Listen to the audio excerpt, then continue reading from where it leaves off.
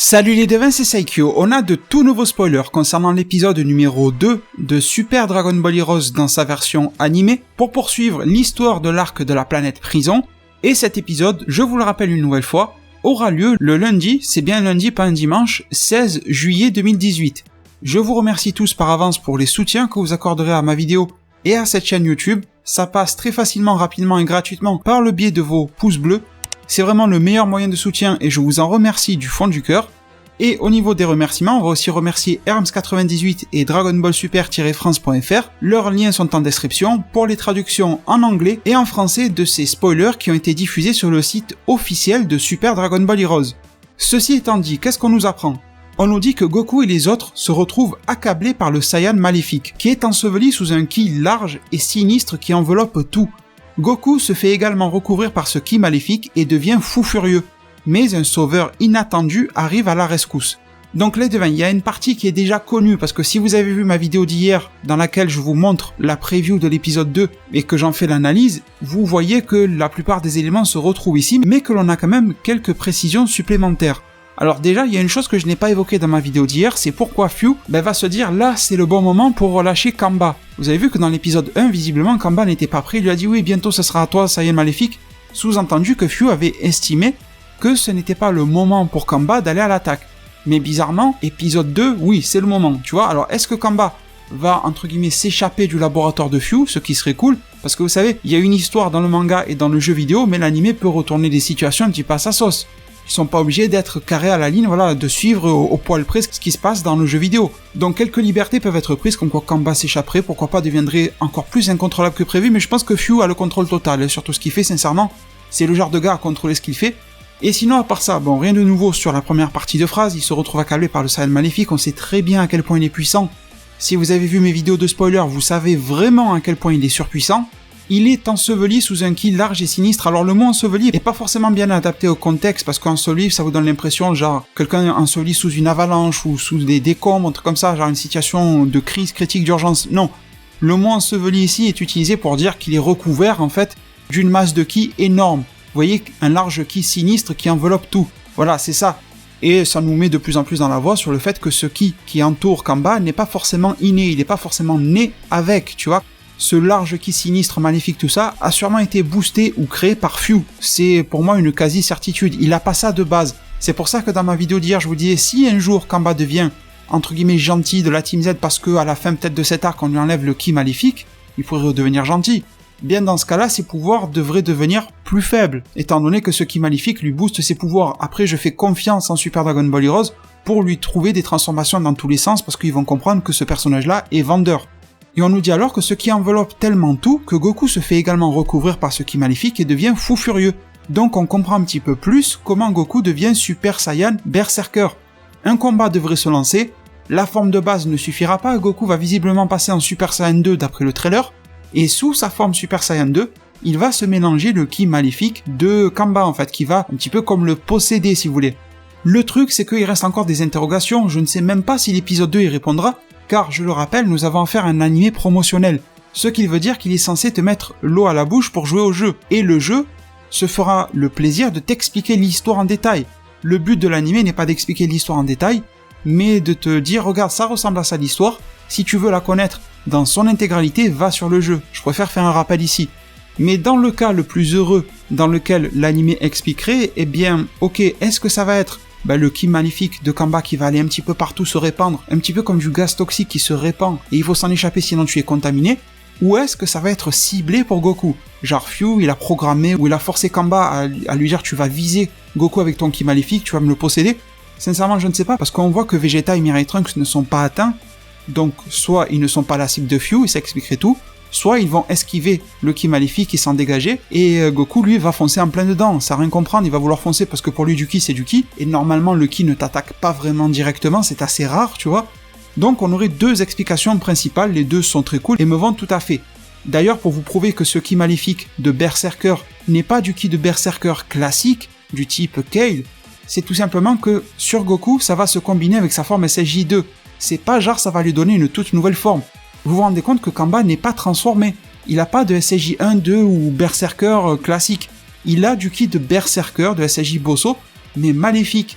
qui combine avec sa forme de base. Bon, déjà, ça sous-entend que Kamba pourrait se transformer plus utiliser le ki maléfique, et là, je sais même pas comment on va le battre, mais surtout que ce que je veux expliquer et mettre en avant, c'est le fait qu'il y a deux choses différentes. C'est un petit peu comme si ce ki maléfique qui entoure Kamba et qui va entourer Goku était un petit peu une entité. Un petit peu, voilà, je vais vous donner un exemple. La symbiote dans Spider-Man, qui fait Venom et tout ça, Carnage, machin. C'est quelque chose qui vient se greffer à la personne et qui est détachable ou attachable. Eh bien, je pense que le ki maléfique de Kamba fonctionne un petit peu comme une symbiote de Spider-Man. Vous me direz en zone commentaire ce que vous en pensez, et que Fuse sait comment coller ce ki à quelqu'un ou le décoller à quelqu'un.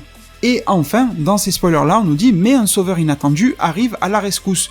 Alors pour moi, il y a principalement 3 options. Je pense que ça va se jouer entre des personnages que l'on connaît déjà. Je pense pas qu'ils vont intégrer encore si rapidement un nouveau personnage de la Team Z ou quoi. Je pense pas que ça va être genre Xeno Vegeta qui arrive et tout. Pas pour le moment. Je pense que ça va être soit Mirai Trunks qui a fait le chemin, le Trunks de DBS, celui qui est dans la prison, pas Trunks Xeno ou Time Patroller machin. Donc celui qui était en prison, qui s'est fait libérer par Couleur machin, qui risque de débarquer ici, comme on le voit dans la preview, et qui va les sauver. Et ce qui serait encore plus drôle, et ça collerait vraiment avec le jeu et le manga, les devins, c'est que tout ce qu'on nous a montré n'était un petit peu que du montage pour nous appâter sur le fait que Couleur serait méchant, sauf que il se peut bien, je vais vous donner un petit scénario rapide, que Couleur, il sort Trunks de la Prison Planet, sauf que Couleur est une victime de Fuse, ne l'oublions pas. Couleur a été enfermé là-bas comme Mirai Trunks et veut s'échapper. Du coup, il va se rendre compte que Mirai Trunks n'a pas de Dragon Ball sur lui et qu'il est un prisonnier. Du coup, ils vont se mettre ensemble pour se dégager de cette planète prison machin. Ils vont se retrouver dans le même lieu que Goku Blue, que Kamba et tout ça, parce qu'ils vont sentir le ki ou je sais pas quel délire quoi, on s'en fout. Et une fois arrivé là-bas, Couleur serait un petit peu le sauveur inattendu. Moi, comme sauveur inattendu, il n'y a pas plus inattendu que Couleur. Surtout que si vous avez bien regardé la preview, hier je vous en parlais dans ma vidéo, on voit Couleur qui tire une vague de ki, je vais vous mettre une image. Et cette vague de ki, on a l'impression qu'elle arrive sur Goku Super Saiyan 2, nous faisant croire que Goku et Couleur se battent. Si il joue du montage, rappelez-vous de toutes les previews des fins d'épisodes de Dragon Ball Super, combien de fois on s'est fait avoir sur le montage et tout ça qui nous faisait croire que ça allait arriver, mais ça n'arrivait pas. Et si au final la vague de ki que repousse Goku n'est pas celle de Couleur mais celle d'un autre, bon la couleur du ki ressemble, mais bon, et que Couleur il est juste en train de tirer sur quelqu'un d'autre, et qu'il va se battre contre Kamba ou je sais pas trop quoi. Pour ensuite, bien sûr, comme c'est le cas dans le jeu et dans le manga, révéler sa trahison auprès de la Team Z. Ça on sait que Couleur, dans le fond, il est méchant. Mais dans cet instant-là, il pourrait d'abord apparaître comme un méchant contre Mirai Trunks, puis soi-disant s'allier à lui, arriver là-bas et sauver tout le monde, puis redevenir méchant plus tard. Je pense que ça serait cool et ça ferait un sauveur inattendu. Et d'ailleurs, ce que je dis n'est pas si faux que ça, parce que dans le jeu et le manga, ça se passe à peu près comme ça, hein, sincèrement, surtout dans le jeu. Donc pourquoi pas dans l'anime, je vous dirais. Je vois pas où est le problème. Après, si vous voulez rester sur une vision classique, eh bien Couleur resterait méchant, ce qui serait totalement différent du jeu vidéo, parce que dans le jeu, je vous l'ai dit, il fait équipe, puis après il les trahit, donc je comprends pas pourquoi l'anime ne le ferait pas. Et du coup, le sauveur inattendu serait Mirai Trunks, parce que tout le monde pense que Mirai Trunks est enfermé, donc c'est lui le sauveur, et ça serait un truc un petit peu bateau. Et la troisième option, les devins, serait tout simplement un Xeno Goku. Xeno Goku SSJ 4, un truc comme ça, en gros, celui que vous avez vu se battre contre Goku SSJ Blue dans l'épisode 1, c'était pas long, mais vous l'avez quand même vu. Peut-être que celui-ci pourrait arriver justement à la rescousse, etc. contre Kamba, mais il y a deux choses qui me font croire que ça ne sera pas lui, après pourquoi pas, mais bon. Les deux choses qui ne me font pas croire ça, c'est tout simplement le fait qu'il n'a pas été du tout teasé dans aucun des trailers, des spoilers sur le jeu et tout ça, comme se battant contre Kamba, donc déjà ça me fait croire que non. Et deuxième chose, pourquoi serait-il inattendu? Je pense qu'on est d'accord sur le fait que inattendu, c'est que ça va surprendre. Et moi, Xenogoku qui vient à la rescousse, ça ne me surprendrait pas trop en fait, parce qu'il est déjà là, on sait qu'il fait partie du groupe, on sait qu'il est au courant, il est même mieux au courant que tous les autres, donc pourquoi est-ce que ce Xenogoku est SJ4 ou pas? Moi je kifferais vraiment le voir se battre contre du Kamba par rapport au design, mais je pense pas que ça sera lui le sauveur miracle. À la limite, Goku, enfin Xenogoku SJ4 risque de se battre contre Kamba, mais il risque surtout de prendre une raclée, et de laisser la place au Goku de DBS et de ce genre de choses.